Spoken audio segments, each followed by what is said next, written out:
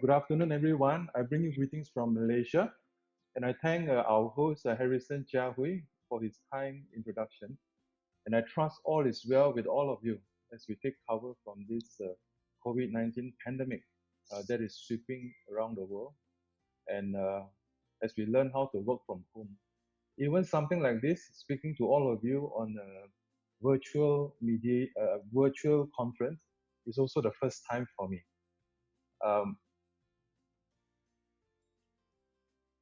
Let me begin also by talking about the current situation we are in. At this moment, the COVID-19 economic crisis is already here. In Malaysia, factories are closing. Just a couple of days ago, oil and gas companies are suffering tremendous losses. Oil price is falling to below zero. In fact, minus 37 US dollar per barrel. Now, what is now creating for all of us is a situation where working as per normal, like before the crisis began, is no longer possible. And we are learning how to work in a new way while taking cover and trying to avoid getting infected by this COVID-19 pandemic. What is already apparent at this point in time is that the mother of all great depressions is already now happening. Due to the COVID-19 pandemic, supply chains are now being disrupted, businesses are closed, and contracts are broken because the parties are finding it difficult to fulfill their contractual obligations. How do we, as part of the business community and the global economic ecosystem, help to resolve the disputes that are now arising from the COVID-19 pandemic? So these are the questions that we are facing today. Many countries are talking about their own domestic COVID-19 laws. Singapore has already enacted a COVID law, United Kingdom as well, and China has certain laws allowing the issue of forced Majeure certificates to resolve disputes. Even Malaysia, I had a meeting a couple of days ago where we presented the situation to the government agencies and asking for help from the government to resolve some of the crisis that is happening here in Malaysia as well. And one of the proposals include coming out with a COVID-19 law for Malaysia. Now, the other bigger problems that is affecting for our work, affecting all of us in our work, is the fact that breach of international contracts are also happening due to COVID-19 lockdowns and closures. First, it happened in China. Now it's happening around the world. And it is a fact that, as I will explain later, breach of international contracts will necessarily be governed by the terms of the contract. And force majeure and frustration of contract are the two common legal issues affecting all countries. I will later on in this lecture explain the situation using Malaysia as an example. And we also know that all international contracts are governed by choice of law or proper law of the contract and resolution clauses. Let me talk a bit about the situation here in Malaysia.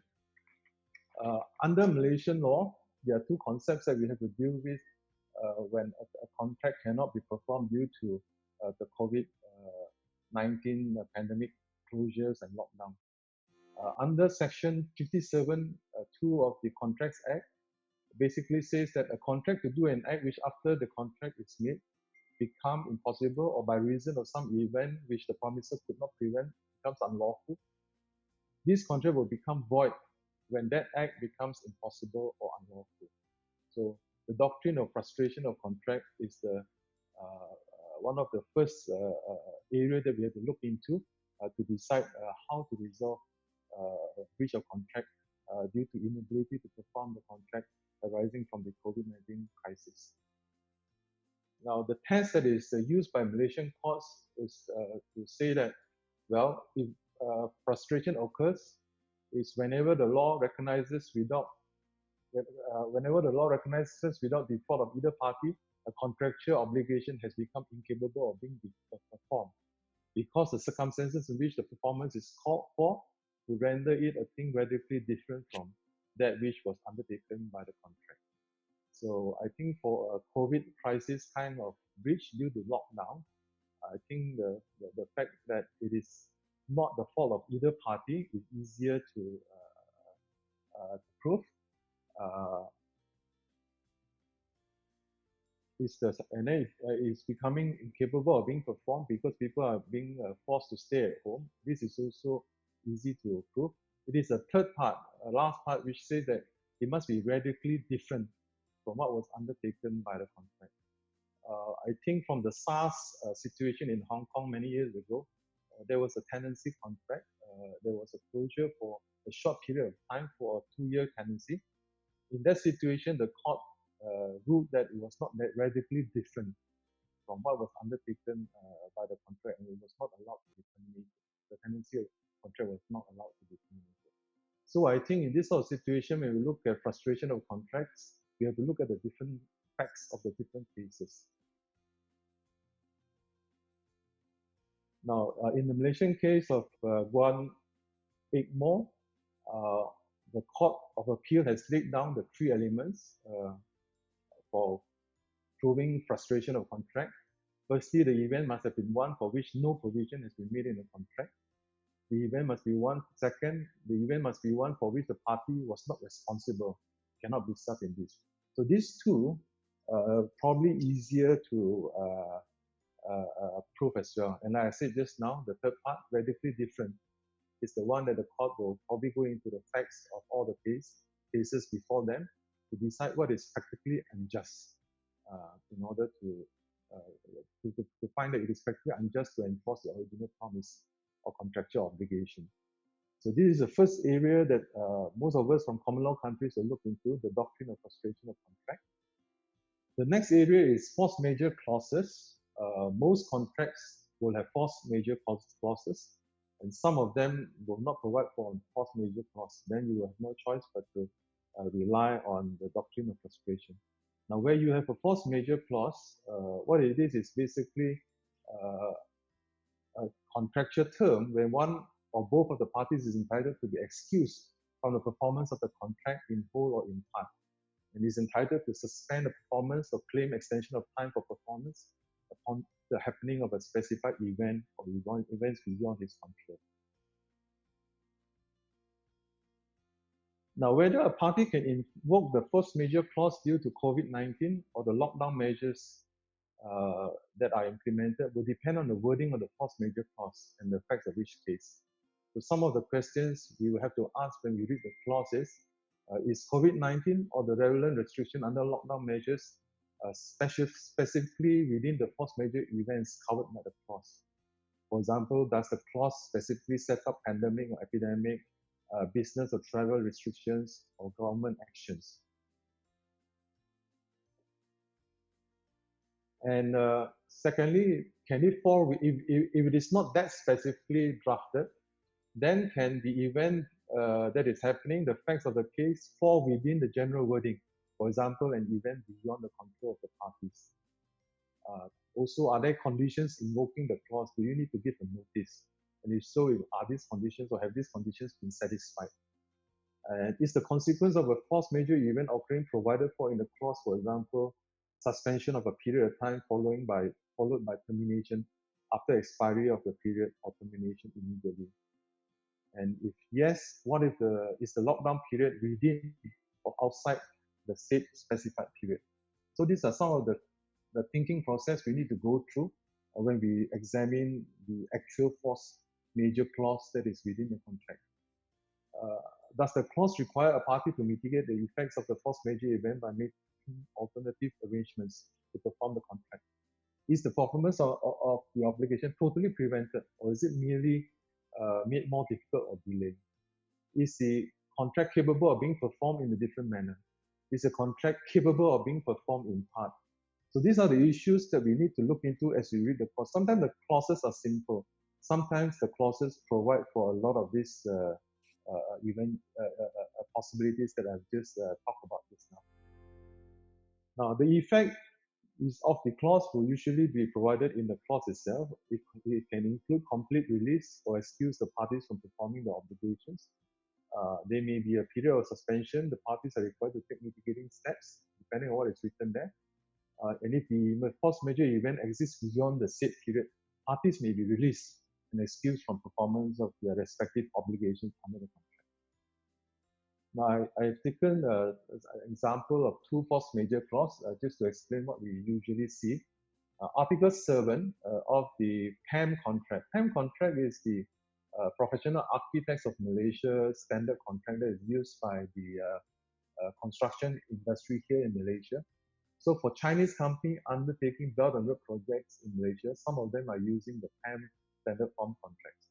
Now in this PAM contract 2006, force majeure is defined as any circumstances beyond the contractor's control caused by terrorist acts, governmental or regulatory action, epidemics, and natural disasters.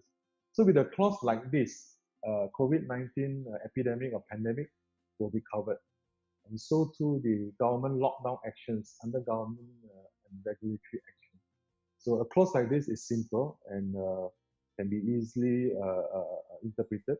But if the clause is vague and parties enter into dispute, then the parties may be forced to go to a third party to resolve the dispute. That's when they either go to an adjudicator or to a mediator, arbitrator, or finally to the court. The other clause is an example of a clause where it specifies a requirement of a 10-day notice. Right? If you are unable to perform an obligation because of force majeure, as soon as reasonably practicable, not later than 10 business days after the event arises, you must notify the other party. Right? It talks about suspension. It talks about using best endeavor to minimize the impact of the force majeure event. Neither party is excused from obligation to pay money because of force majeure event, despite any provision of the agreement. And if it continues more than 30 business days, the party may, at its discretion, reject the products, terminate the agreement by giving notice. So, looking at this, the importance of a well-drafted force majeure contract is going to decide whether disputes arising from COVID-19 force majeure is going to be resolved quickly. And unfortunately, if you look at the way contracts are being put together by business people, sometimes they have not consulted lawyers. So the contracts are poorly drafted. Maybe the force majeure clause is not there. And if so, it is a force majeure clause that is weakly drafted or from some other examples that's not fit for the purpose or use of their own situation. So because of this, I think the likelihood of disputes arising over force majeure events and frustration of contract is going to come in a big wave.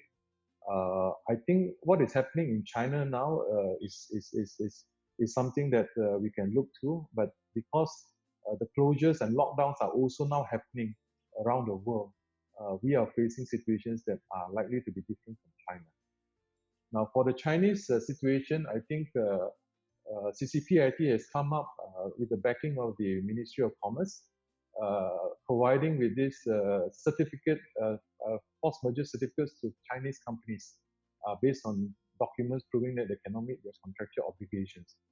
Now, I think within China, governed by Chinese law, these contracts and the issuance of CCPIT force majeure certificates will be able to resolve a large number of those disputes in China. But what happens if it is an international contract and not governed by Chinese law, or is an international contract governed by foreign law, let's say English law, Singapore law, Hong Kong law, and is to be resolved by foreign arbitration or in foreign courts? These force majeure certificates issued by the Chinese authorities, by CCPIT, may not be conclusive and may not be accepted by foreign arbitrators and foreign courts. So these are issues that we are entering into that will complicate and prevent quick resolution of the disputes. Now, I just want to set the scenario for Shanti to take over in the next segment of the lectures to talk about mediation, by just highlighting the fact that the parties to international commercial contracts with Chinese companies have a wide range of options for resolving force majeure disputes, ranging from negotiations, adjudication, mediation, to arbitration and litigation. I think in a situation like the COVID-19 pandemic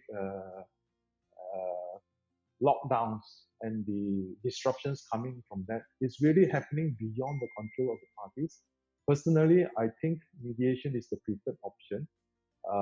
Factors to consider in a desperate situation like this is a long-term business relationship between the parties. The parties are happy with each other. They are happily doing business with each other for so many years. And suddenly this pandemic comes and they have a dispute as to who should bear responsibility. I think how you can resolve the dispute quickly, bearing the business relationship in mind, I think most of them will probably negotiate with each other because they have a long-term business relationship before.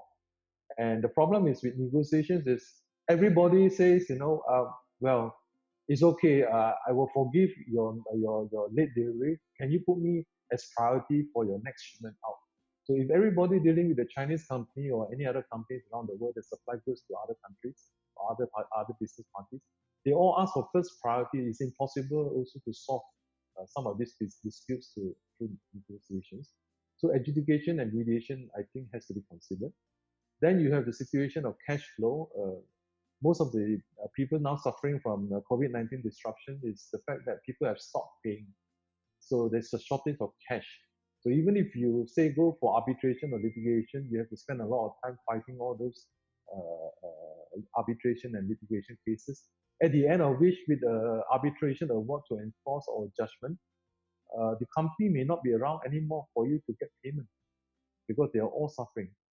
And finally, of course, urgency. The faster you resolve this, the better. So in Malaysia, we are looking at a situation where even though there are suggestions that we should follow Singapore to have assessors, voluntary assessors, to make a quick decision on this sort of disputes and not allow it to be appealed to the courts later on, and lawyers are not allowed to act for them. This is a situation in Singapore under the COVID law. For Malaysia, we have proposed national mediation initiative for resolution of COVID-19 disputes, not just for contracts, but also for employer-employee relationships as people are being laid off from their jobs. So we see a lot of this coming and disputes coming. And we feel that mediation is the best way. And with this, I would like to pass the time over to Shanti to take over and explain to you why mediation is better and how to undertake mediation in this current situation where people cannot meet face to face, and especially how to undertake mediation across borders on international contractual disputes arising from the COVID-19 pandemic. Thank you very much.